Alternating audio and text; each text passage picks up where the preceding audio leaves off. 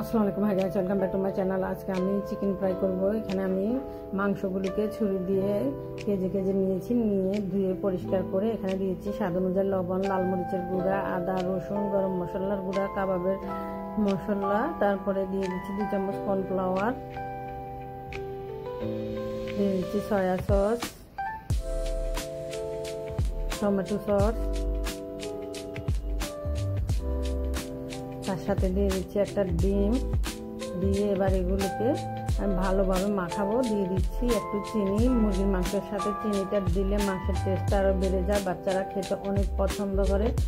তারপরে এগুলোকে এবার আমি ভালোভাবে মেখে মাংসের যেন কোনো অংশ বাকি না থাকে, ভালো করে যেন মাংসের মধ্যে ঢোকায়, ভালোভাবে এগুলোকে আমি মেখে 1 ঘন্টার মতো নর্মাল ফ্রিজে রেখে দিলাম।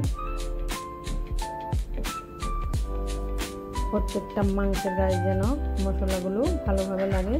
দেখুন 1 ঘন্টা পরে 1 ঘন্টা পরে আমি বের করে নিয়েছি। নিয়ে এবার কড়াইয়ের মধ্যে দিয়ে দিচ্ছি তেল।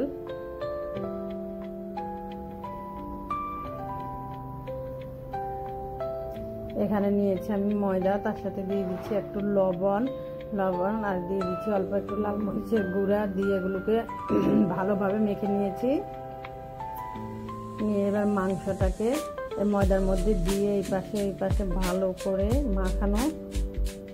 দেখুন হাত দিয়ে মুট করে আমি এগুলোকে চেপে ভালোভাবে মাখাচ্ছি। তারপর আবার আমি ওই মশলা পানিগুলোর মধ্যে দেখুন আবার চুবিয়ে নিচ্ছি।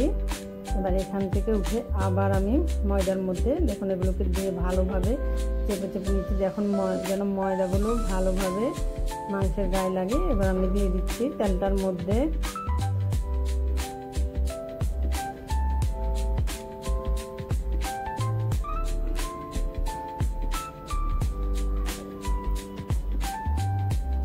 তেলটার মধ্যে দিয়ে এগুলোকে একেবারে মচমচে করে ভাজা করে নেব। আর এই ফ্রাইটা বাচ্চাদের এত পছন্দের খাবার, কি বলবো। আর আমার বাচ্চাদের তো অনেক পছন্দ হয়েছে, তারা অনেক মজা করে খেয়েছে।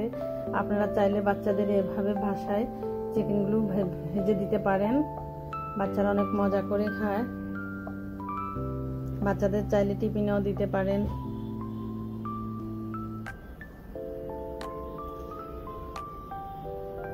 এর পাশ দিয়ে আমি আরেকটা দিয়ে দিয়েছি। ঠিক এইভাবে ময়দাগুলোর মধ্যে ভালোভাবে চুবিয়ে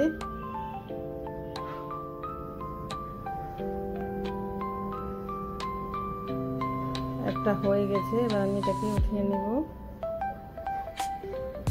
দেখুন এইভাবে একবার চেপে দিলে ভিতরটাও ভালো করে হয়।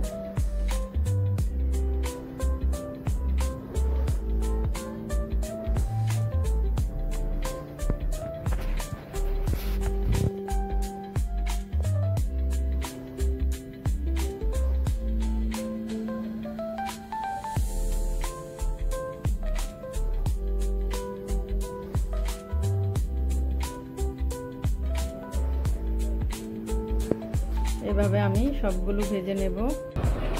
সাজিদ, তুমি এটা কি খাচ্ছ? জুনায়েদ, তুমি এটা কি খাচ্ছ? চিকেন ফ্রাই মজা আছে? তোমার ভালো লাগছে? ভালো লাগলে কি করতে হয়? হ্যাঁ বলো, সবাই লাইক দিবেন। হ্যাঁ, ভাজিটা মজা হয়েছে, অনেক মজা হয়েছে।